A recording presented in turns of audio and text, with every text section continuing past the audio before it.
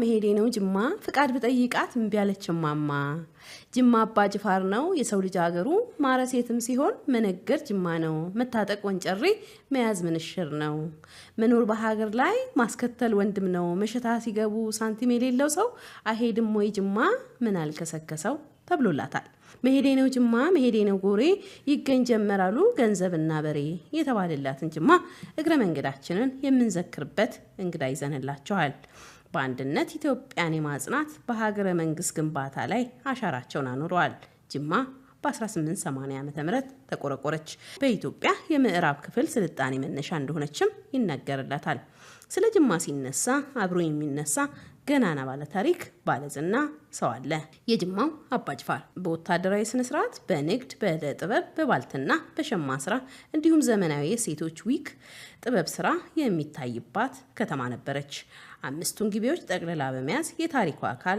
አድርጋለች ጅማ የወቅቱ የፖለቲካና የኢኮኖሚ ሙቀት መለኪያም ነበረች አባ ጅፋር ሁለተኛ እናታቸው ንግስት ጉማይቱና አባታቸው አባ ጎመል ይባላሉ በደቡብ ምዕራብ ኢትዮጵያ አባ ጅፋር ሁለተኛ እንደ ሌሎች የጅማ ቀደምት አስተዳዳሪዎች ሁሉ በርካታ ጦርነቶችንና የልማት ስራዎችን አካሂደዋል አባ ጅፋር በ1880ዎቹ በፊት በደቡብና በምዕራብ ያለውን አካባቢን ለመቆጣጠር አስበው የተነሱ ቢሆንም የሸዋው ንጉስ ሚኒሊክና የጎጃሙ ንጉስ ተክለ ሃይማኖት ጦር እየገፋ ወደ ጅማ ገሰገሰ ይህ ነው የሚባል ግጭት ሳይደርስም ሰላማዊ በሆነ መግባባት ላይ በመደረሱ ግጭቱ ባጭሩ ተፈታ እንደውም በ1884 ዓ.ም አባ ጅፋርና አጼ ሚኒሊክ በአንድ ዘምተው አልገብርም ብሎ የሸፈተውን ለመንግስት እንዲገብር ለማድረግ በቅተዋል ጅማ በአካባቢው ካሉ ከተሞች በተፈጥሮ ሀብቷ በአቀማመጧና በንጉሶቿ ያስተዳደር ጥበብ እንዲሁም የሸዋና የከፋ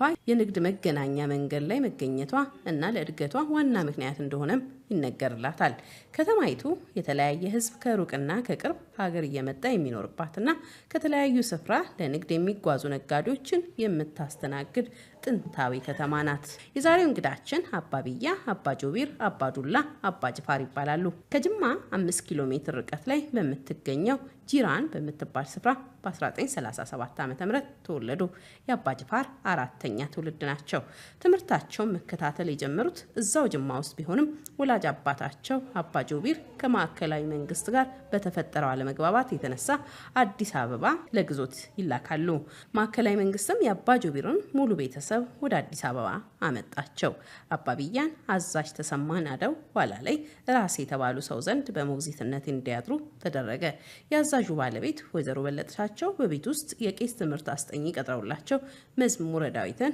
እንዲያጠኑ ተደረገ አባታቸው አባ ጆቢር በግዞት ለ6 ወራት ከቆዩ በኋላ ነፃ እንዲወጡ ቤተሰቦቻቸውን ይዘው ወደ ጅማ ተሻገሩ ጅማ እንደደረሱም አባት ልጃቸውን ለመሆኑ ምን ስታደርግ ቆየ አዲስ አበባ ሲሉ ይጠይቋቸዋል ልጅም ተፈሪ መኮንን ትምህርት ቤት ተማሪዎች ከቤታችን አቅራቢያ ነበሩና እነርሱ በሚማሩበት የትምህርት ቤት አስገቡኝ ብዬ ስጠይቃቸው እነርሱ በጣም ትልልቆች ናቸው አንተ ትንሽ ልጅ ነህ መኪና ይበላሃል ብለው ትምህርት መማር የምትፈልግ ከሆነ ግን እዚህ ቤት ውስጥ የሚያስተምር ሰው እንፈልጋለን በማለት በወቅቱ የታወቁ ቄስ መምህር ቀጥረውልኝ በቤት ውስጥ እንድማር ስላደረጉ በቆይታይም ዳዊትን ሳጠና ሰነበትኩ ሲሉ ለአባታቸው ይመልሱላቸዋል አባ ጆቢርም ሁሉንም ማወቅ መልካም ነው ልጄ በላሁን ደግሞ ቅዱስ ቁርአንን መማር አለብህ ብለው እዛው ቤተ መንግስት ውስጥ ሼህ ቀጥረው ቁርአንን እንዲቀሩ አደረጉ ወደ ዘመናዊ ትምህርት ቤትም በማቅናት የመጀመሪያና ሁለተኛ ደረጃ ትምህርታቸውን ተከታትለው ጥሩ ውጤት በማምጣታቸው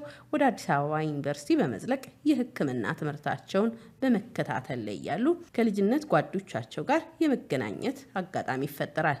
የልጅነት ጓዶቻቸውም ለመሆኑ ምንድነው የምታጠናው ብለው በጠየቋቸው ጊዜ የሕክምና ትምህርት እየተከታተሉ መሆናቸውን ሲገልጹላቸው ጥንቸልና አይጥ መግደል ቁም ነገር ነው እንዴ የሚል ትችት ስለሰጧቸው የሕክምና ትምህርታቸውን እርግፍ አድርገው በማቋረጥ ሕግ ትምህርት ቤት አመልክተው ተቀባይነት ስላገኙ የሕግ ትምህርታቸውን በአዲስ አበባ ዩኒቨርሲቲ ተከታትለው በሕግ የመጀመሪያ ዲግሪያቸውን ያዙ። ወደ ካናዳም በመሄድ ሁለተኛ ዲግሪያቸውን በሕግ ሙያ አጠኑ። አባቢያ የሕግ ባለሙያ ዲፕሎማትና ታዋቂ ፖለቲከኛ በመሆን ሀገራቸውንና ሕዝባቸውን በሚያምኑበት ተሰልፈው አገልግለዋል። በተለያዩ የአስተዳደር ኃላፊነቶችም የተሰማሩ ሲሆን የተወለዱባትን ከተማና አካባቢዋንም ጭምር አስተዳድረዋል። ጠቅላይ ፍርድ ቤትን በመወከል ተዘዋዋሪ ችሎት በማቋቋምም መላዋን ኢትዮጵያ የማየት እድል ገጥሟቸዋል። በኋላም የኦሮሞ ነጻ አውጪ ፓርቲ ሲመሰረት ከአማካሪነት የፓርቲው ከፍተኛ አመራር እርከን ድረስ የደረሱ ሰው ናቸው። አባቢያ ከሀገር ውስጥ ከሚነገሩ ቋንቋዎች ውስጥ ኦሮምኛ፣ ጉራግኛ፣ ትግርኛ፣ አማርኛን የሚናገሩ ሲሆን ከውጭ ሀገር ቋንቋዎች ደግሞ አረብኛ፣ እንግሊዝኛ፣ ፈረንሳይኛ፣ ጀርመንኛና ስፓኒሽ ቋንቋን ይናገራሉ። አሁን ላይ ከፖለቲካ ህይወት ራሳቸውን በማግለል የሰላም ህብረት የሚባል ድርጅትን ከወዳጆቻቸው ጋር በማቋቋም ሰላም ለሁሉም በሚል መርሆ እየተንቀሳቀሱ ይገኛሉ። በተጨማሪም የህግ ሙያቸውን ጎን ለጎን በመጠቀም የምክር አገልግሎትም በመስጠት ላይ ናቸው። ድሮና ዘንድሯችን እነሆ ጀምሯል። ከአባቢያ አባጆቢር ጋር የምናደርገውን ቆይታ እንድትከታተሉ በአክብሮት ተጋብዛችኋል።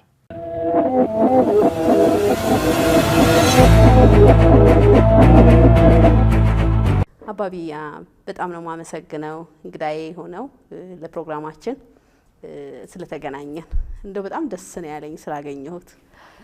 እኔም በጣም አመሰግናለሁ።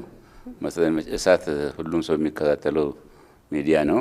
እኔም እንግዲህ የዚህ እድል ተካፋይ በመሆኔ ደስታና ክብር ይሰማኛል። ስለ ልጅነት፣ ስለ ትምህርት ቤት፣ ስለ አጠቃላይ ስለ ፖለቲካ ህይወት፣ ስለ ሌሎቹ ነገሮች ከማውራታችን በፊት እንደው ጅማን ሳናነሳት ብናልፍ በጣም የጅማ የሆነ ሁሉ ይቀየመናል። ምን አይነት ከተማ ናት? ምን አላት? በጣም ጅማ የሚባል ነገር አለው። እሱን እናስቀድም። ጅማ እንግዲህ የከተማዋም ስም ነው።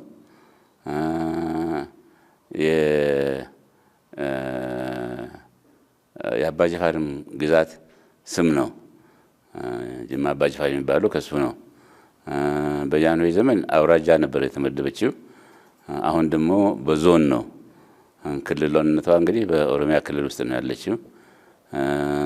ህዝቧ በጣም ገር ነው፣ እንግዳ አስተናጋጅ ነው። በዚህ ነው በጣም የታወቀውና ብዙ ዘፋኞችም ሲሄዱ የጅማ የፍቅር ከተማ እያሉ የሚሏትም ለዚህ ነው። እንግዶች በጣም ታስተናግዳለች። ብዙ ኢንተርናሽናል ሰዎችም ነበሩበት በድሮ ጊዜ ከመካከለኛው ምስራቅ፣ ከአውሮፓ፣ አርመኖች፣ ግሪኮች፣ ሉብናኖች፣ የመኖች፣ በንግድም ጣሊያኖች፣ በሜካኒክ ስራም የቆዩባት ስለሆነ እንግዲህ ሰልጠን ያለች ጥር ምጥን ያለች አየሯም ደስ የሚል ህዝቡም ተጫዋች የሆነ ቀልድ ያበዛል፣ ሰላም ግን ይሰራል አይነት ህዝብ ነው። እንግዲህ ባጭሩ እንግዲህ ጅማችን ነው የምትመስለው። ጅማ ለርሶ ደግሞ እስኪ እዚህ ላይ እንደው አሁን አጠቃላይ ሁኔታውን ገለጹ። ጅማን የሚያዩበት አይን ምን ይመስላል? እንግዲህ እኔ የተወለድኩት እዚያው ነው። ጅማ ዋና ከተማው ጅሬን ትባላለች። ጅሬን ማለት ህይወት ማለት ነው በኦሮምኛ። እንግዲህ ልጅነት ጊዜ ነው እዛ ነው ያሳለፍኩት። ግን በመካከል ደግሞ እዚህም አዲስ አበባ መጥቼ ቆይቼ ተመለስኩኝ። ሃይ ስኩል እና ኮሌጅ እዚህ ነው የጨረስኩት። እንግዲህ ቫኬሽን ሲመጣ መቼም ተጣድፈን ነው እንደምን ብለን ሄደን አውቶቡስ ጣቢያ ቲኬት የምንቆርጦ ለመሄድ ከአዲስ አበባ እንግዲህ ዘመድ አዝማዱን እስክናዳረስ ድረስ ደግሞ ጊዜውም አይበቃንም። ረዥሙ ቫኬሽን ሲሆን ነው ትንሽ ጊዜ የሚኖረን። ሰውን እየዞርን እንግዲህ ምን ተማራችሁ ነው የሚሉን። የተማርነው እናግራቸዋለን። ስለ ሳይንስ ይጠይቁናል። አረ ለመሆኑ መሬት ትዞራለች አሉ። ይሄ ነገር እውነት ነው ብለው ይሏቸዋል። አዎ እንዴት ትዞራለች? የምትዞርማ ከሆነ እኔ አሁን እዚህ ቁጭ ብዬ ጥይት ተተኮስኩ እንደሆነ አንድ ድኩላ ገላለሁ። ከዞረች እንዴት ልትሞት ቻለች? ድኩላ አታመልጥም ነበር? እንግዲህ እንዲህ ያለ ሳይንሳዊ ነገሮች የሚጠይቅ ህዝብ ነው። መልካም። እንደው ጅማን ስናነሳ ሌላው ደግሞ ከሌሎቹ የኦሮሚያም ሆነ ሌሎች አካባቢዎች ለምሳሌ ትግራይ ውስጥ ወዲ ይባላል፣ አማራ ውስጥ ቀጥታ ስም ይጠራል። ሌሎች አካባቢዎችም እንደዚሁ አይነት ልማዶች አሉ። በጅማ በተለየ ሁኔታ አባ ጅፋር፣ አባ ቢያርሶ አሉ እና አባ የሚለው ስም ከየት ነው የመጣው? ምንድነው መነሻው? አባ ሪሰንት ነው፣ እውነቱ ቅርብ ነው። በአምስተኛ ስድስተኛ አያታችን ላይ ነው የተጀመረው። ከዛ በፊት ግን ኖርማል ኦሮሞ ስም ነው። ገልገሎ፣ ገነሞ አይነት ነገር አለ። ለመኛው ስም ኢብሳ፣ ኩምሳ። በኋላ ግን አባ ፋሮ የሚባለው አምስተኛ ነው ስድስተኛ አባታችን ላይ ግን አባ የሚለው መጣ። እንደሚመስለኝ አክብሮት ነው የተጀመረው። ይህንን የአክብሮት ልማድ የወሰድ ነው ከጎረቤቶቻችን ከከፋዎቹ፣ ከየም ሰዎች፣ ከዳወሮ፣ ከኮንታ፣ ከከፋ፣ ከጉራጌ፣ ከቀቤና እነዚህ ጎረቤቶቻችን ኦሊጋርኪዎች ናቸው። የነገስታት መንግስት ነው የነበራቸው። እኛ እዛ እስክንደርስ ድረስ የገዳውን ሲስተም ነበር ይዘን የነበረው፣ ዲሞክራሲ ላይ የምናወጣው እኩልነት ላይ ነው። እንግዲህ እዛ ስንደርስ የነገስታቱና የጀነራሎቹ የጦር መሪዎቹ ባህር ወሰድንና አባ እንግዲህ የመጣው ከዚያ ነው። መጀመሪያ ላይ አባ ሹመቱን ነው የሚገልጸው። አሁን አባ ዱላ ማለት የጦር ሚኒስትር ወይ መከላከያ ሚኒስትር ማለት ነው። አባ ሴራ የፍርድ ሚኒስትር ማለት ነው። አባ ኬላ የቀረጥ ሚኒስትር ማለት ነው። አገር ውስጥ ገቢ አይነት ነገር በዛ ተሾመን ቀጠልና ኋላ ተጸውዖ ስሙን እየቀየረ ሄደ። የጅማ መለያ ሆነ። አባ አሁን ሉል መኮንን የሞቱ ጊዜ እርዳታ ይሰጠን ነበር እና በሙሉ የጅማ ስም እንግዲህ አባ ይደረድረዋል። ራዲዮ ነው የሰሜን ሰዎች ሰሙና እንዴ ይሄ ሀገር በሙሉ ባህታዊ ነው እንዴ ብሎ ከዛ ነው የመጣው ለማለት ነው አመጣጡና ሂደቱ። አሁን ኖርማል ሆኖ እንግዲህ ስሞች ያው እንደ ጊዜው ይቀያየራሉ። ከጊዜው ሁኔታ ጋር ነው የሚሉት። እንደ ፋሽን ናቸው እንግዲህ ፋሽን ደስ ይላል። ግን የተለየ ነገር ነው። አሁንም እዛው ቤተሰብ ህይወት ጋር ነው የምንመጣውና አባ ጅፋር አሉ። የአባ ጅፋር የልጅ ልጅ እንደሆኑ ሰምቻለሁ። የእርሶ አባት ማን ይባላል? አባ ጅፋርንስ ታሪክ እንደው ባይደርሱባቸውም የሰሙት ያዩትን ነገር በትንሹ እንደው ይሄ ነገር ትዝ ይለኛል ከሳቸው ቢነገር ያልተሰማ የሚሉት ነገር አለ? መጀመሪያ ወላጅ አባቱን እናስቀድምና። ኦኬ፣ ወላጅ አባቴ አባ ጆቢር ይባላሉ። አባ ጆቢር አባ ዱላ የመጨረሻው የጅማ ንጉስ ናቸው ነበሩ። ከዛቸው በፊት አባ ጅፋር ነበሩ። በመካከላቸው አባ ዱላ አሉ። እንግዲህ ግን ጃንሆይ አፄ ኃይለ ሥላሴ ሲነግሱ በ23 ዓመተ ምህረት ንግስናቸው ላይ የደቡቡና የሰሜኑ ንጉሶች ወይም መሪዎች እንዲገኙ ጥሪ ተላለከ። አባ ጅፋርም ጥሪ ደረሰ። እንዲህ ንግስናዬ ጥቅምት 23 1923 ነውና ናልኝ ይሏቸዋል ጃንሆይ አፄ ኃይለ ሥላሴ። አይ እኔ ደክም ያለው እድሜን ተጫጭኖኛልና ሌላ ሰው ልክላሉ። ደግ አንተ የመረጥከው ላክልን። ሚኒስትሮቻቸውን ሶሬሳዎች ይባላሉ ሚኒስትሮች በቀደም ተናገሩ። ሰበሰቡና ማንን ላክን ይልክመኛል አሉ። አልጋ ወራሽ አለዎት አይደል እንዴ? ጌታዬ አባ ዱላ እሳቸው እኔ አያት መሆናቸው ነው። እሳቸው ልጅ እሳቸው ተጠርተው ሲጠየቁ አልሄድም አሉ። ለምን? አንደኛ ነገር አባቴ እያሉ የአባቴን ቦታ ለመውሰድ አልፈልግም። ድንገት እሳሳት ይሆናል፣ ድንገት ይቀየሙኝ ይሆናል። ይሄ ለዱንያዬም ለወደፊት ኑሮዬም ለመንግስተ ሰማያትም ያሰጋኛልና አልፈልግም ብሎ በዚህ ቀሩ። እንግዲህ ማይሆን ተባለ፣ ተመከረ። መጨረሻ ላይ አባ ጅብር የሚባል ተማሪ ነበሩ። እሳቸው ጮሌ ተማሪ ነው፣ ሹሩባ ያስራል፣ አረብኛ ይችላል፣ ምላሱ አንደበተ ርቱዕ ነው። እስቲ እሱን እንጥራው ጠየቁ። እንግዲህ እንዲህ ትመርጥላለህ ምን ታደርጋለህ አሉት።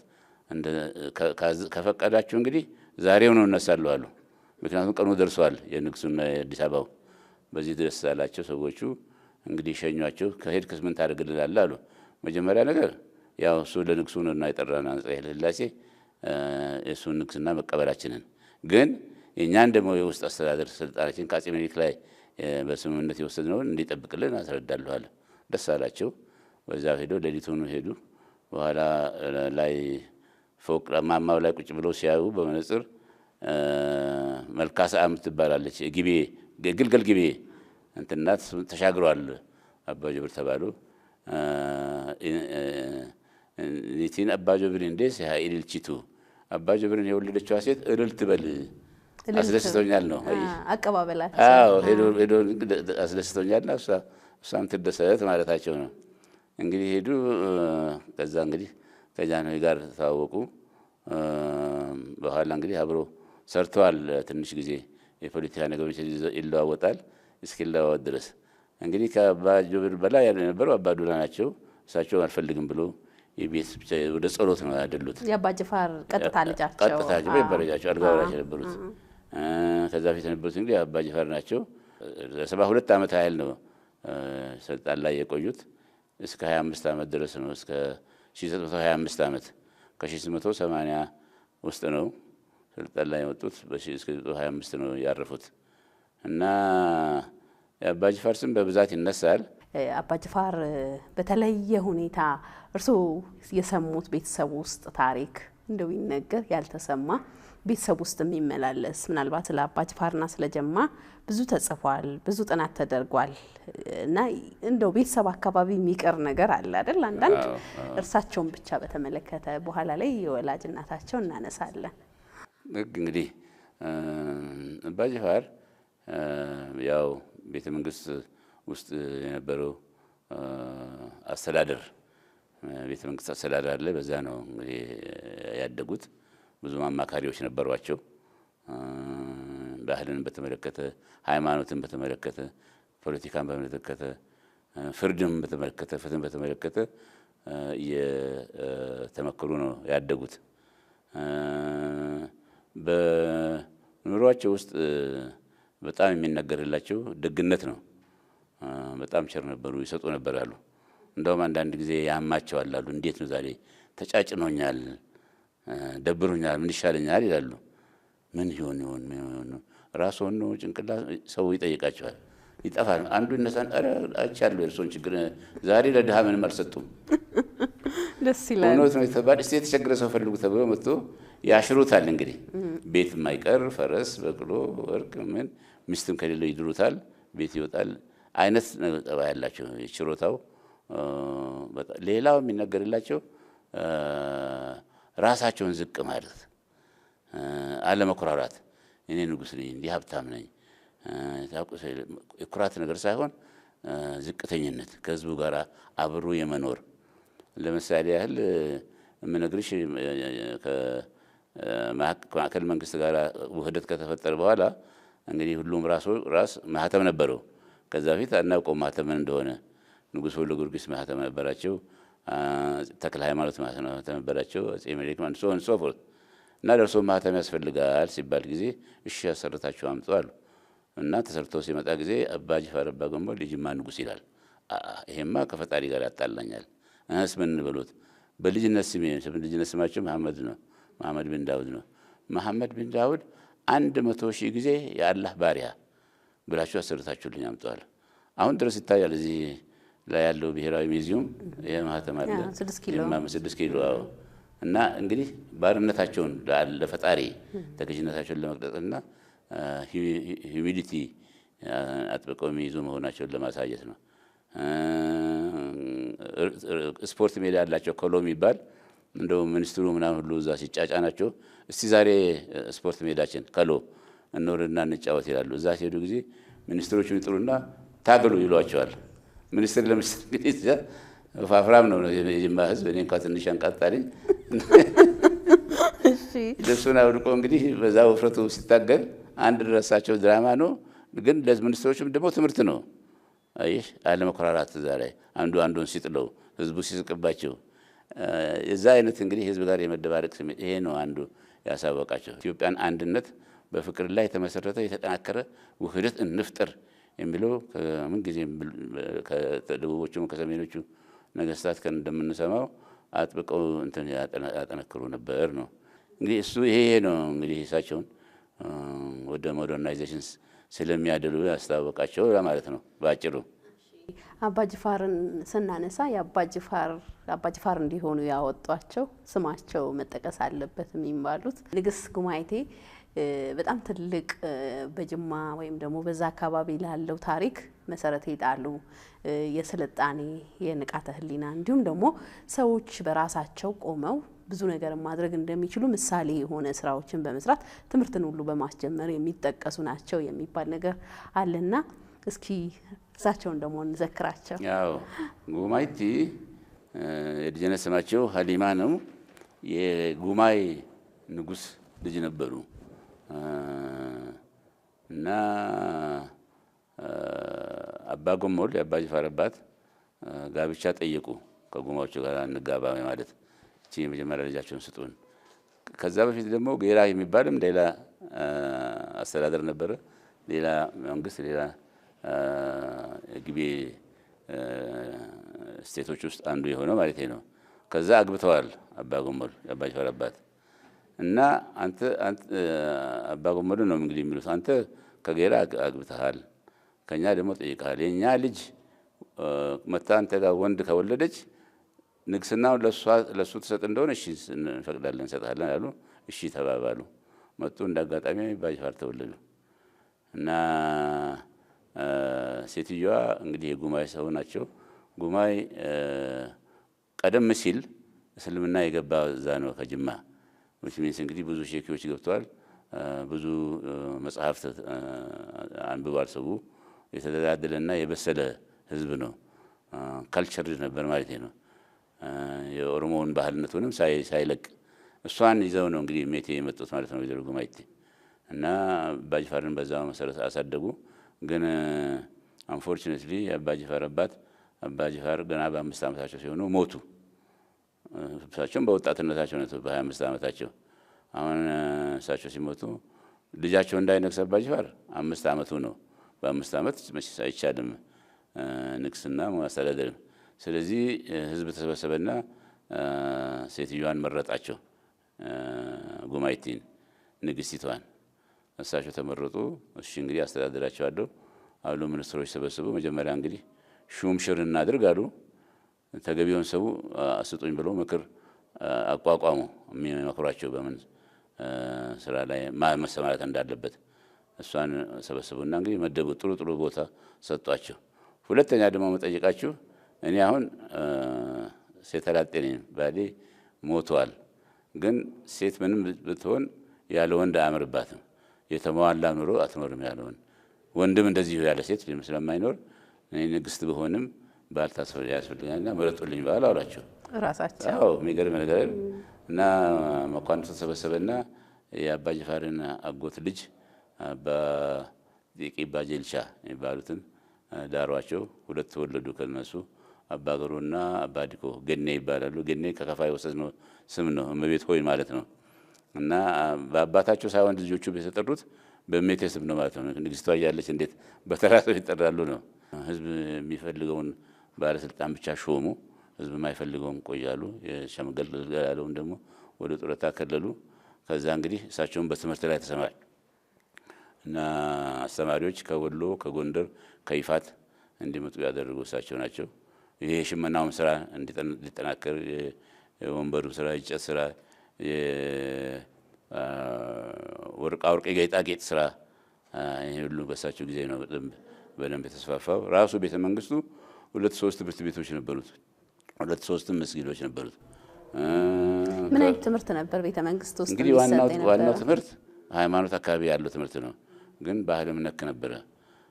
ታሪክንም የውጭ ታሪክ፣ የመካከለኛ ምስራቅ ታሪክ፣ የኢትዮጵያ ታሪክ፣ የአምስቱ ግቤ ግዛቶች ታሪክ፣ ይሄ ሁሉ እንግዲህ ነገር ነበረ። ደህና ደግሞ በባህል የታወቁትን ጎረቤቶቻችንን እንደከፋ ለምሳሌ በቤት አያያዝ በቤት አስተዳደግ የከፋ ሴቶች የታወቁ ናቸው ይባላል። ስለዚህ በአመት 30 ሴቶች በስኮላርሺፕ ይመጣሉ ከከፋ። ከፋ መልሽ እንግዲህ አሁን በወንጋ ከተማ የሆነው ነው እና ይመጡና እዛ ያሰለጥኗቸዋል። ቤት የጅማ ሰውን ያሰለጥናሉ። የጅማን ሴቶች እና ቤተ መንግስት አንድ ቦታ ተከለሎላቸው እንደ ትምህርት ቤት እዛ ያሰለጥናሉ። አሁን ክፋቱ ወይ ደግነቱ እንደፈለግሽ ወይ ሴቶቹ አይመለሱም ወደ ሀገራቸው ወደ ከፋ። ለምን? የጅማ መኳንንት ይሻማባቸዋል። ለልማትም ይሆናል ለትምህርቱም እንደ ሁኔታውም ደግሞ ጉርብትና ለማጠናከር የጅማ ህዝብ ያምንበታል። ከውጭ ማግባት፣ ልጁን ወደ ውጭ መላክ፣ ከውጭ ማምጣት። ስለዚህ ይሄን እንግዲህ የገነቡት እናትየው ናቸው ለማለት ነው። እዚሁ ላይ አንድ ጊዜ አንድ ቦታ ሄጄ እንጦጦ ራጉኤል ወኤልያስ ደብረ ኃይል ራጉኤል ወኤልያስ ቤተክርስቲያን ውስጥ ትልቅ ሙዚየም አለ ከ700 ዓመት በላይ ያስቆጠረና እዛ ሙዚየም ውስጥ ዳግማዊ አፄ ምኒልክ ወደ ስልጣን እንደመጡ መጀመሪያ እንጦጦ አካባቢን ቆይተው ነበር ይባላልና እዛ ህንጻ ቤተክርስቲያኑ ተሰርቶ ሲያልቅ ከጅማ ሌሎችም ልዑላኖች መኳንንቶች እንዲሁ ንጉሶች አካባቢ የሚያስተዳድሩ የተለያዩ ስጦታ ይዘው መተው ነበር ይባላል። በትክክሉ ያለው ስጦታና የሚታየው ግን የአባ ጅፋር ለቤተ ክርስቲያኑ ዙሪያውን የሚያለብስ መጋረጃ ነው። ፊልሙም አለኝ ያሳያለሁ። እና እነዚህ ሰዎች በእምነት የተለያዩ በሀገር ግን አንድ የሆኑ ሰዎች ናቸው። ያንዱ አንዱን እምነት ማክበር አብሮነትን ወዳጅነትን እንዳሉት አባ ጅፋርና ዳግማዊ ምኒልክ በጣም ጥብቅ ወዳጃሞች ናቸው። እንደው እቺ 6 ወሯ ምናልባት እንደው በእናታቸውም ተጠይቆ የሆነ ነገር ነው እንጂ ብዙ ታሪክ አብሮ የጻፉ ናቸውና አብሮነትን የዳግማዊ ምኒልክና የአባ ጅፋር በልዩነት ነው የሚታየው።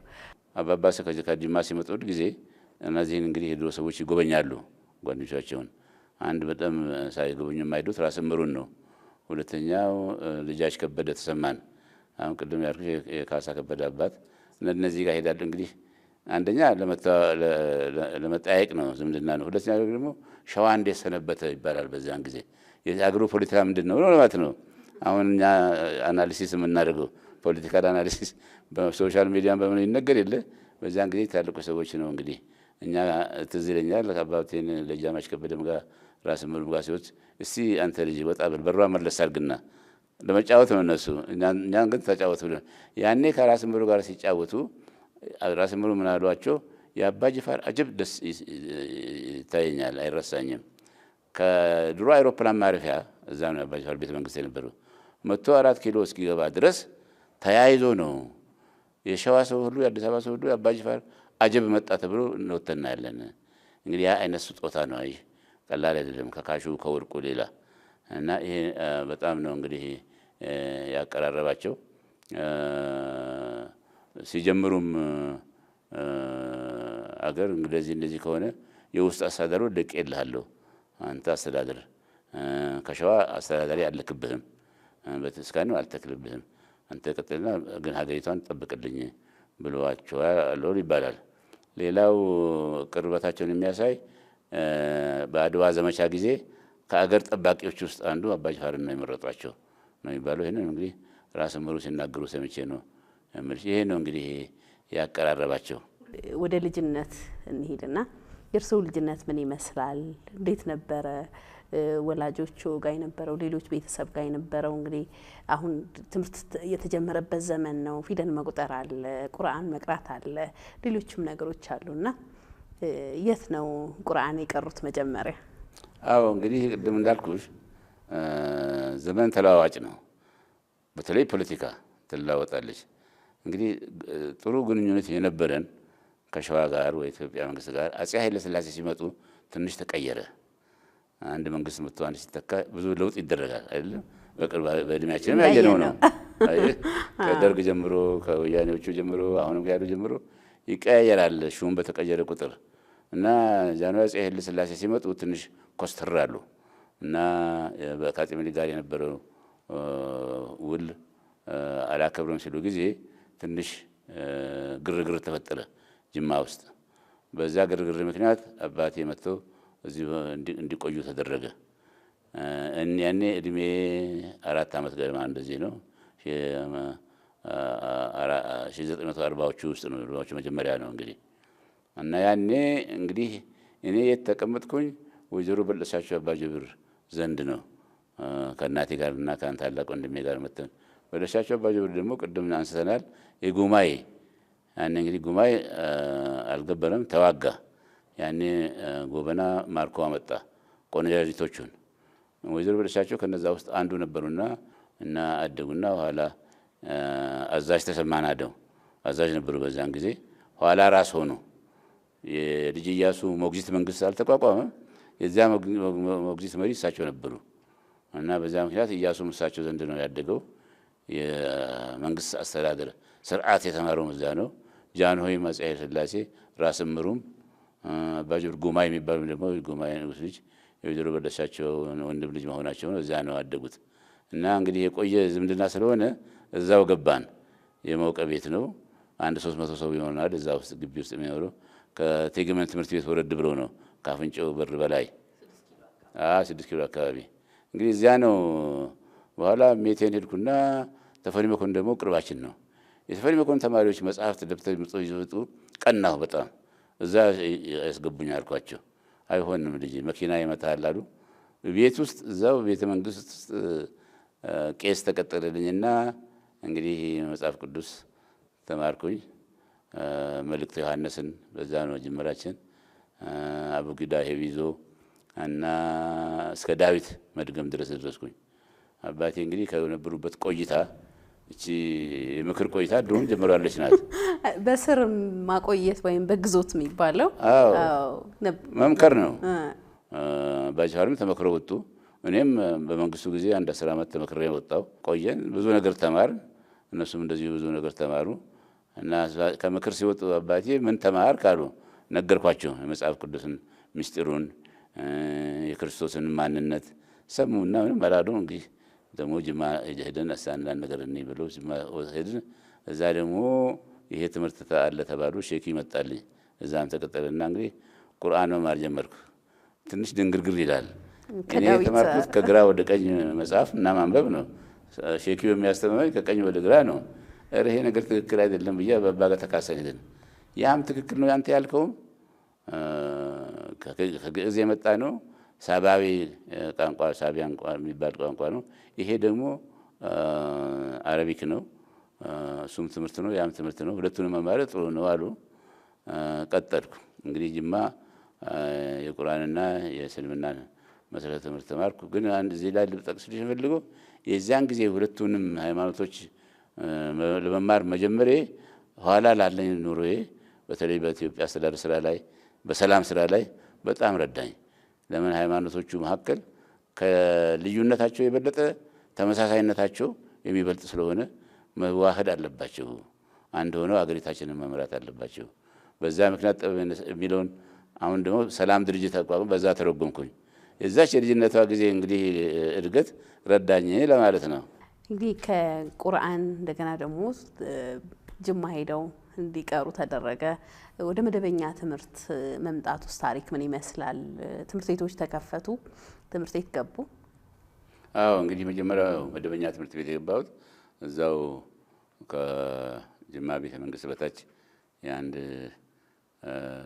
40 ደቂቃ መንገድ ናት።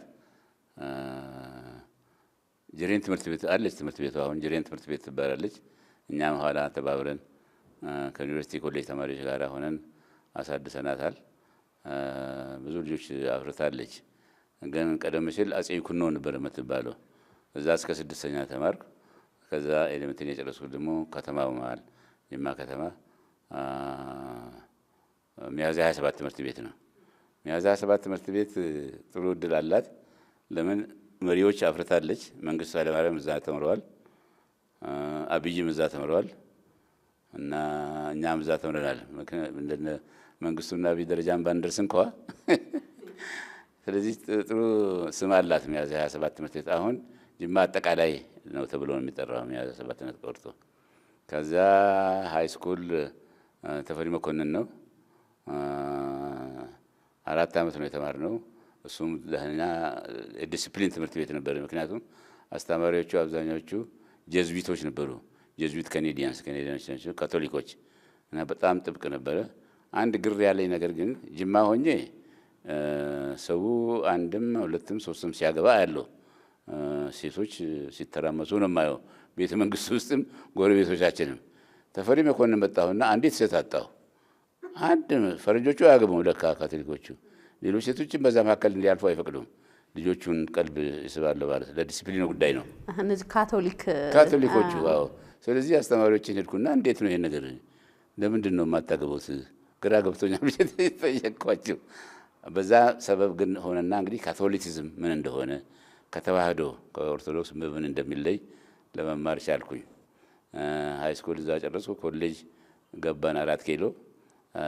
4 ኪሎ ደግሞ ስንገባ እንግዲህ ጊዜው አሁን የመንግስቱ ነዋይ መፈንቅለ መንግስት ሙከራ 1953 ዓመት መጨረሻ ላይ ስለነበር ፖለቲካው ኑሯል በአገሪቷ በሙሉ።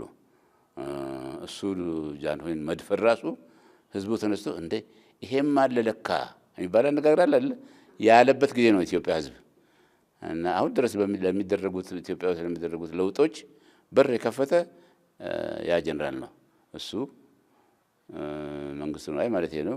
ወንድምየው ገርማሜ ነዋይ ደግሞ የጎንደሬው የሴኩሪቲ ኃላፊ የነበረው ኮሎኔል ወርቅነህ ገበየሁ። እነዚህ ሶስቱ ሰዎች መቼስ ታሪካቸው በኢትዮጵያ ታሪክ ላይ በወርቅ መጻፍ አለበት። በር ከፋቾች ነበሩ። እና እንግዲህ አሁን የፖለቲካ ጉዳይ እስኪ ዩኒቨርሲቲ ትምህርት ገባሁ 4 ኪሎ ብለውኝ ነበር። ምንድነው ያጠኑት በመጀመሪያ? ለማጥናት የፈለኩት ሳይንስ ነበር። ሐኪም ለመሆን ነበር የፈለኩት። ይሆነኛል እንደው ሰው መንከባከብ፣ የታመመ ሰው መርዳት ጠባይ ወደዛ ስለሚያደላ ለመግባት ፈለኩኝ። አሁን እሱን ለማጥናት እንግዲህ ኦፐሬሽን ታደርጋለሽ አንቺ ጥንቸሎችን። በኋላ አንድ ጊዜ ስኩል ላይ ነበር ጥንቸል ቀዶ ጥገና አድርገን ስናሳይ እንግዲህ ያው እጃችን እንደምት ጓደኞች መጡና ሳቁብኝ። በተለይ ከክፍለ ሀገር ደግሞ ጠርቻለሁ የተማርኩትን ነገር ለማሳየት ነው።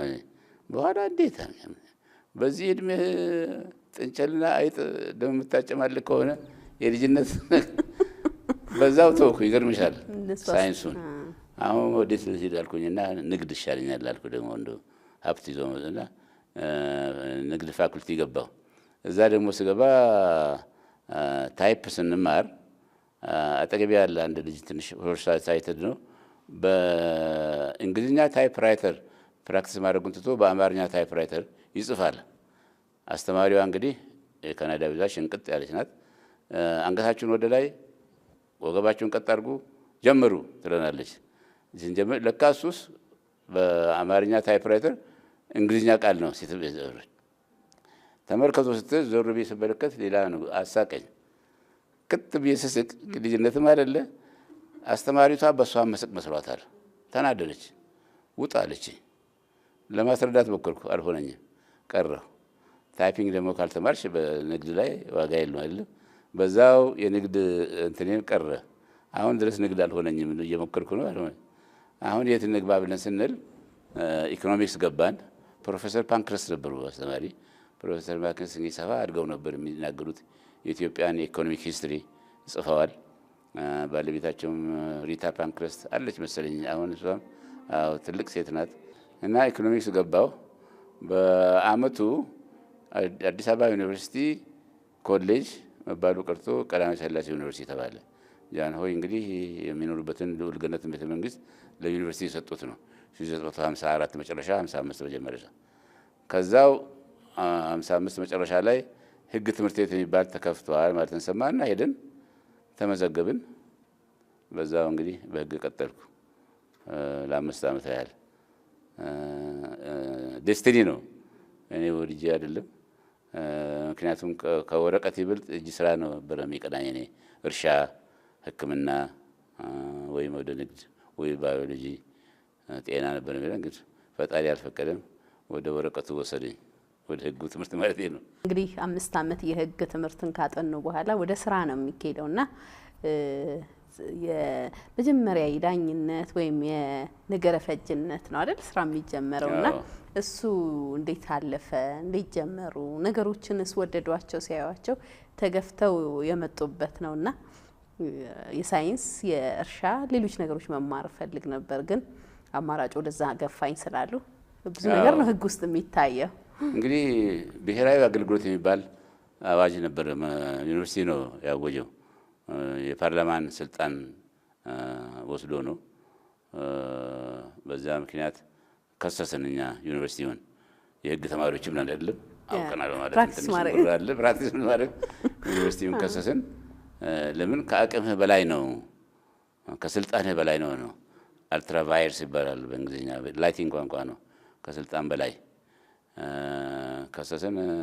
ግን መጨረሻ ላይ ብንረታም ረተናል በህግ በኩል ግን ተጽዕኖ ደግሞ ተደረገብን ከላይ በኩል ከፍርድ ሚኒስቴርም ተመሰረና እሺ ብለን ተቀብለን ገባን።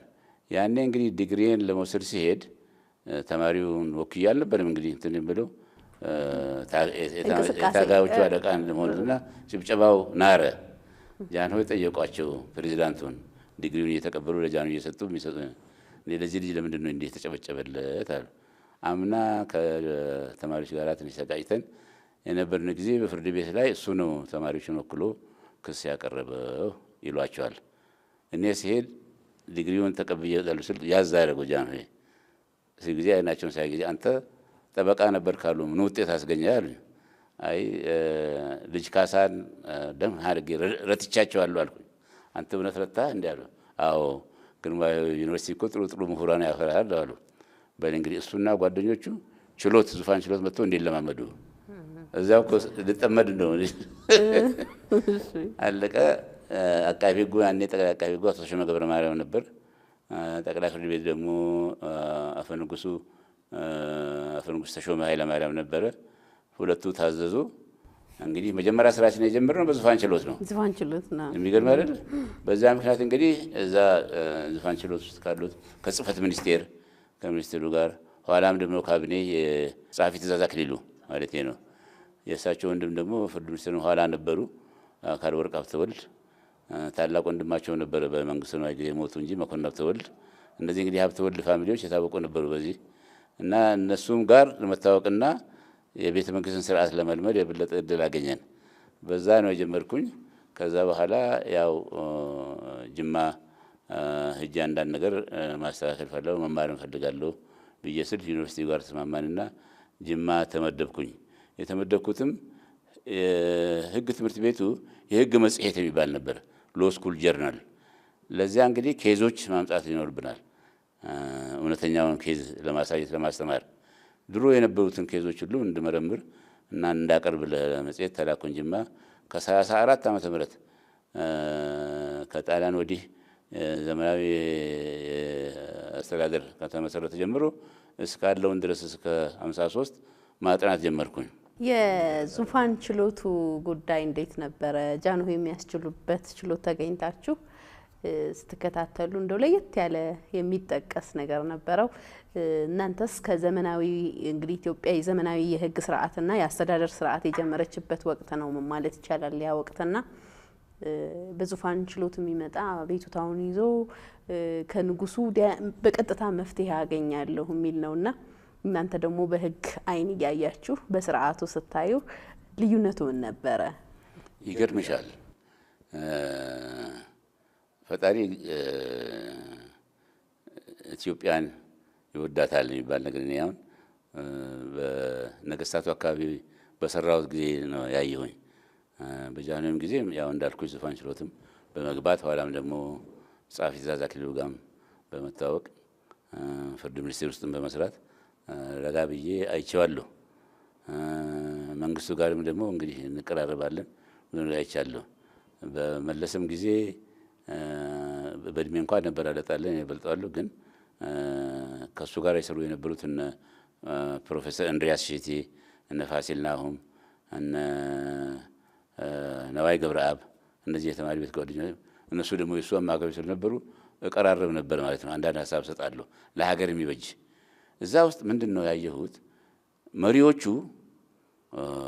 በጣም ነገር የማወቅ ችሎታ ነበራቸው። ከሰማይ ነው የሚቀልቡት። አንድ ጉዳይ ተነግራቸው አንድ ሀሳብ ስትጠርጊ ሳትጨርሺ እንዲህ ማለት አይደለሽም እንዴ አይደለም እንዴ ብሎ ነው የሚሉት። ጃንሆይ የዛ አይነት ችሎታ ነበራቸው። መንገይም እንደዚሁ መንግስቱ መለስም እነዚህ አራቶቹን በመጠኑም ቢሆን ስላወቅኳቸው ነው የምልሽ። አራት መንግስት ሸኝተናል። ዙፋን ችሎት ልመልስሽና ጃንሆይ በስደት ላይ የነበሩ ጊዜ በጣሊያን ጊዜ ኢየሩሳሌምና ለንደን አልነበርኩም ስለት አድርጋ አስገብተዋል። አገሬ መለስክልኝ እንደሆነ ቆሜ ነው ዙፋን ችሎቴን የማስተናግደው ህዝቤን የማገለግለው ብለው ስለት አድርገዋል። በዚህ ምክንያት ሁሉ ጊዜ ማክሰኞ በስተቀር ማክሰኞ የሴቶች ቀን ነው የሚባለው፣ ቅዳሜና እሁድ ምንም የለም። ሌላው አርብም ደግሞ የለም። ሙስሊሞቹ ሰላት ቀን ስለሆነ እንደው እጅ ነስቶ መሄድ ነው እንጂ ሌላው ቀን ግን ቆመው ከ6 እስከ 7 ነው የሚያስችሉት እና ከታች ጀምሮ እንግዲህ እሳቸው ጋር እስኪደርስ ድረስ ብዙ መዝግቡ ይከመራል። ቆሞ ነው የሚያነበው አንባቢው።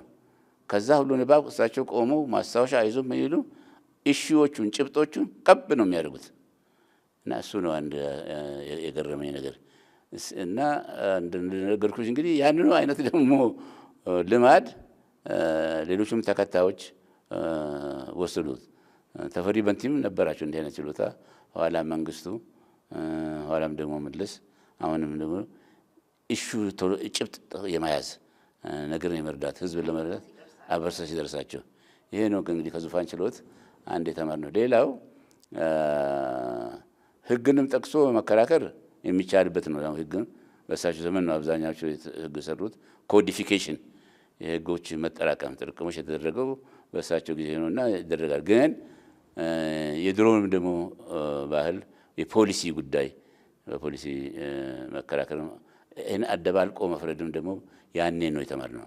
ህግ ደረቁን ሳይሆን ባህልን ይዞ መሄድ እንዳለበት፣ ልማድን ትራዲሽን ይዞ መሄድ እንዳለበት፣ ሃይማኖት ጉዳዩን ይዞ መሄድ እንዳለበት፣ መጽሐፍ ቅዱስንም ሆነ ቁርአንም መጠቀስ እንዳለበት ህግ ውስጥ እዛ የህዝባችን ልዩ እንግዲህ አቋም ስለሆነ ይሄን ነው የተማርኩት ከዙፋን ችሎት ለማለት ነው። የተዘዋዋሪ ችሎት የሚባል ነገር ተጀመረ የህግና እዛ ላይ እርስዎ ዳኛ ሆነው የተለያዩ አካባቢዎች እየሄዱ ያስችሉ ነበረ። ምን ነበረ? የት አካባቢ ነው? እንግዲህ ከልማድ ከባህል ህጎች ደግሞ መደበኛ ህግ የወጡትን እያስተካከሉ በዛ ማስተዳደር ችሎቶቹን ማየት አንድ ቦታ ብቻ አይደለም፣ በተለያየ ቦታ እየሄዱ ነበርና እንግዲህ አጋጣሚዎቹ ሁኔታው ምን ይመስል ነበር? የኢትዮጵያ ህዝብ የፍትህ ጥያቄው ምን ይመስል ነበር? እንግዲህ እስካሁን ድረስ ያልተመለሱ ተብለው የሚነሱ በኋላ ላይ በፖለቲካ ህይወት የምናነሳቸው በርካታ ነገሮች አሉና በዛ ዘመን ሰው ፍትህን ምን ያህል ይፈልገው ነበር? ዳኛ ሲሆኑ የሚያዩት የሚያጋጥሙት ነገር አለ። አንድ አካባቢ ላይ ብቻ አልነበረም ችሎትም ተዘዋዋሪ ችሎት ማለት በተለይ አካባቢ ሄዱ ጠቅላይ ፍርድ ቤትን በመወከል ችሎት ያስችሉ ነበርና እርሱን እናንሳ። አባቢያ አዲስ አበባ ብቻ ነው የነበረው ጠቅላይ ፍርድ ቤትና አሁን እንኳን በየቦታው አለ። አቅም ስለሌለ እስረኛም ደግሞ ስለሚግሏላ ይግባኙ እዚህ መጥቶ እስኪመጣ ድረስ እድሜ ያልፋል፣ የሚሞትም አለ። በዚህ ምክንያት ተሰበሰብንና ወሰን እኛ እንግዲህ ወጣት ገና ፍርድ ውስጥ መንገባ ነበር፣ ግን ሀሳብ ሰጥተናል። ተዘዋዋሪ ችሎት ይቋቋም እያለበት እስረኛው ያለበት ቦታ ሄዶ ቶሎ እስረኛው ሁኔታ እንዲሰጥ ፍርድም እንዲሰጥ በተለይ ወንጀልን በተመለከተ ነው። በዛ ነው እንግዲህ እኔ በሰራውበት ጊዜ ውስጥ የዘጠነኛ ችሎት ላይ ነበርኩኝ። ዘጠነኛ ችሎት ደግሞ ወደ ተዘዋዋሪ ችሎት ላይ ተመደበ እንድንሄድ ተደረገ። ከላይ ከመቀለ ነው የጀመርነው። ጎንደርንም፣ ደብረ ማርቆስን፣ ደሴን፣ ሀረርን፣ ባሌ ጎባን፣ መቱ ኢሉባቦር፣ ጅማ ኦፍ ኮርስ ሀገራችንን፣ አሰላ፣ ገመጎፋ እነዚህ ውስጥ አንዳንድ ወር ነው የምንሰራው። በህግ ረገድ ከሰራ ነው አገልግሎት የበለጠ እኔ የተጠቀምኩት ህዝብን ለማወቅ ኢትዮጵያ ስትባል ምንድናት የሚለው ድፍን አስተሳሰብ ነው አለ ጭንቅላታችን ውስጥ ያለው። ግን ዝርዝር ሁኔታውን ስታይ ከ80 በላይ ያሉ ብሔረሰቦች ያለባት ብዙ ሃይማኖት ተከታዮች የክርስትናና እስልምና አንዱ ነው። ግን ደግሞ የቤተ እስራኤሎችም ደግሞ ጎንደር ውስጥ በመጠኑም አሉ። ከዛ ዋቄ ፈታዎች አሉ። ከዛ ደግሞ ከዚህ አራቱም ያልሆኑ በተለይ በደቡብ ከፋ አካባቢ ያሉ ሽናሻዎች፣ ሱሩማዎች ምንምንም የማያውቁ አሉ። እንግዲህ ያ ሁሉ ነው ተደባርቆ አገር ናት ብለን ያልነውና እነሱን ለማወቅ አስተሳሰባቸውን ለማወቅ ፍርድ ላይ ይረዳል በጣም። ባህልን አስታከች ነው መሰለኝ ፈጅ ንቃተ ህሊና። ከዚህም በላይ ደግሞ ህጉም አዲስ ስለነበር የኮዲፊኬሽኑ በተለይ ከፈረንሳይ ከስዊስ እንደዚህ የመጡ ህጎች ናቸው አብዛኞቹ። ወንጀል ነክ ደግሞ ኮመን ሎ ሲስተም ከሚባለው ከእንግሊዝኛ አሜሪካን ሲስተም የመጣ ነው። ግን አዲስ ነው፣ ህብረተሰቡ ውስጥ አልገባም። ስለዚህ እንግዲህ ያቺን ህግ አለሳስሎ ህዝቡ እንዲቀበለው ማድረግ ባህሉ ጋር ማዛመድ ይኖርብናል። እና የእርቅን የሰላም አመጣጥን ኮንፍሊክት ሪዞሉሽን የግጭት ማስወገድ ዘዴ እየተጠቀምን ነበር። እሱ ነው አንዱ እንግዲህ የጠቀመንና እኔንም እንደ ትምህርት የወሰድኩት በየክፍለ ሀገሩ በነበርንበት ጊዜና በጣም አስደናቂ ጊዜ ነበር። ምላሹ ምን ነበር? የፍትህ ጥያቄ እንግዲህ ክስ ላይ ያለ የሚጉላላውን እዚህ አዲስ አበባ ከመምጣት ወይም መሀል ሀገር ነው እንግዲህ ጠቅላይ ፍርድ ቤት ያለ አቤቱታ ይዞ ይግባኝ ብሎ የሚመጣበትን እዛው ድረስ ሄዳችሁ ፍርድ ስታስችሉ ምላሽ ምንድነው? የማህበረሰቡ እዛ አንድ ሰው ብቻ አይደለም፣ ቤተሰብ አለ፣ ችሎቱ ላይ የሚታደመው ምስክሩም ሌላውም አለና የእናንተ በምትሄዱበት ጊዜ ፍትህ የሚጠማው ፍትህ የሚፈልገው ሰው ካገኘ በኋላ እናንተ ከሰጣችሁት ፍርድ በኋላ ፍርዱን የመቀበል ሁኔታ ለእናንተ የሚሰጠው አቅራቦት ምስጋና ምን ይመስል ነበረ? የመንፈስ እርካታ ነው የሚሰማው። ህዝቡ በጣም ነው የሚደሰተው። ሞራል ለካ መንግስት መኖራችንን ያውቃል ወይ መኖራችንን አስበው አውቆ ከላከን ብቻ ይበቃናል የሚሉ አሉ። አንድ ሁለት ምሳሌዎች ላንሳለሽ። አንደኛው ቻግኔ የምትባል ከተማ አለች። ከጎጃም ሩቅ ነው። እኛ የተሰጠን ስልጣን ማንዴት ደብረ ማርቆስ ሄደን ብቻ አስችለን ለመምጣት ነው። ግን ከቻግኔ ደብረ ማርቆስ እስረኛ ማመላለስ ከባድ ነበር፣ ግርግርም ነበር እና የደርግ ዘመን ስለሆነ መኪናም አልነበረም። ፕላስ ደግሞ የደቡብ ሰው አካባቢ ያለው የጉሙዝ ሰዎች ናቸው። ሩጫቸውን ማንም የሚችል የለም እና ያመልጣሉ። ዘበኛ መኪና አይደለም በእግር ነው የሚያመጣቸው። በዚህ ምክንያት ቻግኔ እንሄድ ብለን ወሰን። እኛ ራሳችን ቻግኔ ድረስ እንሄድ። የሚገርም ነገር እስር ቤቱ አፈር ነው። አፈር ላይ ተኝቶ ሲሰጡ አፈሩ ቀይ ነው፣ ጸጉሩ ቀይ ነው። እንግዲህ እነዚህ ከየት የመጡ ናቸው? ከሰማይ ወርዱ ናቸው? ግራ ገባን። ስለዚህ መጀመሪያ ያደረግነው እስቲ እነሱን እንጠባቸዋል። ሰውነታቸውን ባል ያመጣን አሳጠብን። ልብስ ይሰፋል። እዛ አካባቢ ያሉ ሰዎች ለማመን አዋጣን። አቡጀዲ ያሰፋንላቸው አስተሽ ጥብቆ ለብሶ እንዲመጡ ፕላስ እስር ቤታቸውን በውሃ አጠብን። ፍሊትም ዲጂቲም ለምንን ረጨን ትንሽ እንኳን ደህና እንዲተኙ። ከዛ በኋላ ስንጠይቅ 99% ኬዙ ነፍስ ግዳይ ነው። የነፍስ ግዳዩ ደግሞ ምንድነው? እጮኛዬን ገላመጠብኝ ነው። ወሰደብኝ እንኳን ያገኘው አይመስለኝም፣ ግን ዘይለኝም ገላመጠብኝ። ወይም ደግሞ እንግዲህ ራቁታቸውን ነው የሚሉት በብዛት እና ባህል ነው። ሰውነቷን ነካት የሚባል ነገር አለ። ክርኗን ነካ ወይም ቆነጠጣትም ነገር ነው። ይሄ ነው ከባድ ጉዳይ ሆኖ እንጂ በርስት አይጣሉ። የርስት ጉዳይ ምንም አይደለም። ከባድ ሀብት የለ። በከብት እጅግ ማይጣሉ። አረደው ሁሉ ሰው ይበላዋል። ግን በእጮኛና በሴት ላይ ግን ቀልድ የለም። አሁን ምን ይሻላል ብለን ተማከርን። ምክንያቱም ደግሞ አይክዱም። የሚገርምሽ ነገር አዎ ገድያለሁ፣ ነክቶብኝ፣ ገላምጦብኝ ነው የሚሉት። እንግዲህ በአስተርጓሚ ነው፣ ግን ስሜታቸው ይገባናል። አሁን ምን ይሻላል ብለን የአገሬውን ሰው የራሳቸውን ሰዎች ሽማግሌዎች አስጠራን። ከገጠር ቻግኔ ድረስ ለመምጣት 1-2 ቀን ነው የፈጀባቸው። ተታገስን። ጠራና ምን ይሻላል እንደ አገራችሁ ሽማግሌ አለ ማስታረቅ አይቻልም ሆይ? እኛም እኮ እንችል ነበር፣ ግን ችግሩ በአሁኑ ዘመን እናንተ ህግ ወንጀል ሲፈጸም ፖሊስ መጥቶ ይይዛል። ዋስ መብት የሚባል ነገር ይዞ ይሄዳል። ከዛ ፍርድ ቤት ይቀርባል። እኛ ቤት እንግባና እናስታርቅ አሉ። አሁን ብንመልስላችሁ ያንን እርቅ ሲስተም አልናቸው። ደስ ነው የሚለናሉ። በቃ መሰረት ቋሚ ሽማግሌዎች ጠራን። ሾም ናቸው። የጠቅላይ ፍርድ ቤት እንግዲህ አዲስ አበባም ደውለን አስፈቅደን ነው እና የሀገሬው ሽማግሌዎች ተሰብስበው በዛ በነበርን ጊዜ 20 ነበሩ እስረኞች። በአንድ ሳምንት ውስጥ አስታርቀው ጨረሱ። እስር ቤቱ ባዶ ሆነ። ቁንጫዋ ብቻዋን መዝለል ጀመረች። ሰዎች እና በጣም ደስ አላቸው። በጣም ደስ ይላል። አንድ ምሳሌ የምነግርሽ ይሄን ነው። ሌላው ምሳሌ ጎንደር ሄድን። ጎንደርም እንደዚሁ ክስ በዛ። ጥቃቅን ህዝብ ነው መቼም የሰሜን ህዝብ ትንሽ ተማጋች ነው አይደል? በተማጋችነቱም ይነገርለታል፣ ዘፈንም ይወጣለታል። በዛብን ክሱ ጥቃቅን ክስ ነው። 40 ብር ክስ እዛም ጠራንና እንዴት ነው ሽማግሌዎች የሉም ወይ? ቀሳውስት የሉም ወይ? ደብረ ታቦር የታወቀች ነበረች።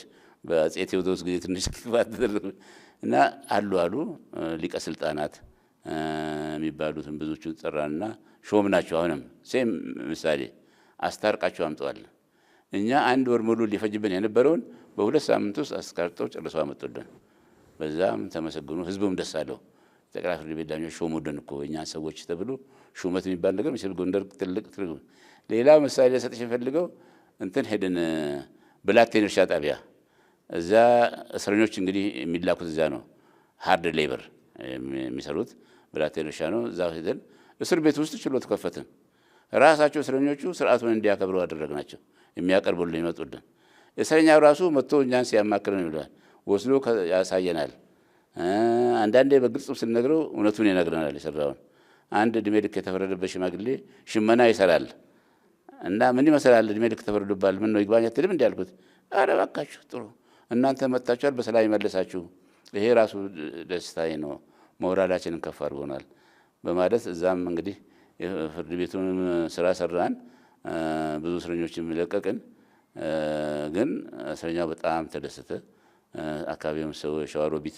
እንደምታውቂው አሁን ግርግር ውስጥ ያለፈች ናት ግን አፋሮች ነበሩ አሉበት ኦሮሞዎች አሉበት አማራም አለበት ኢንተርናሽናል ኮሚኒቲ ነው ያለው እና እየመጡ ገልጸውልናል ደስታቸውን ስለዚህ ጠቅላይ ፍርድ ቤት ተዛዋሪ ችሎት በደን የሄድነው በዚህ ምክንያት ብዙ ውጤት አስገኝተናል እኛም ተምረናል ብዬ ነው የገመገምኩት